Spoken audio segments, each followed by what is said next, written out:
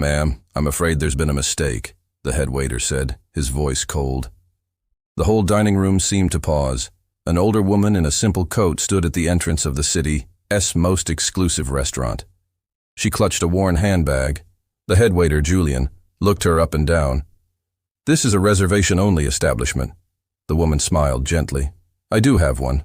For table 12, by the window." Julian almost laughed. "Ma'am, table 12 is for our most distinguished guests. Perhaps there is a small table in the back." The woman didn't argue. "I can wait," she said softly. "It is a very important night."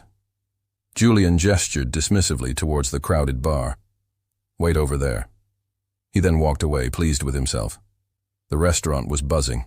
Tonight was their 20th anniversary, and the owner had told everyone that the most powerful food critic in the country, known only as the Silver Spoon, was rumored to be visiting. A good review would mean everything. The owner nervously scanned the room.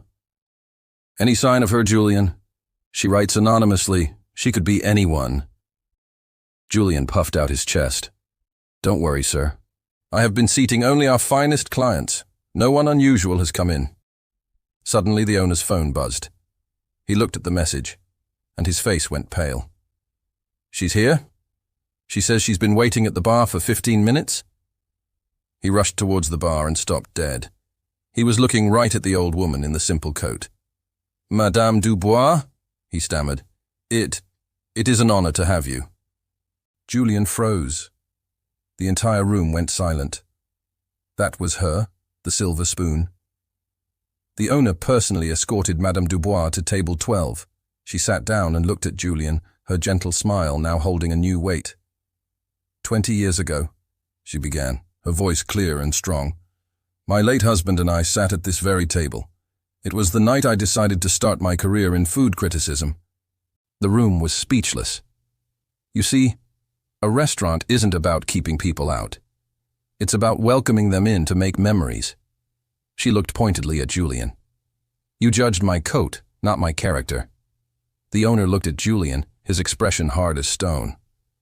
"We will be making a change in leadership here." Julian stared at the floor, his face burning with shame. Madame Dubois then gestured to a young busboy. That young man, however, brought me a glass of water without being asked. He showed me kindness. The owner nodded, understanding completely. As Madame Dubois opened her notebook to begin her review, she said to the owner, "A great meal fills the stomach, but great service fills the soul. Share if you agree that kindness is the most important ingredient."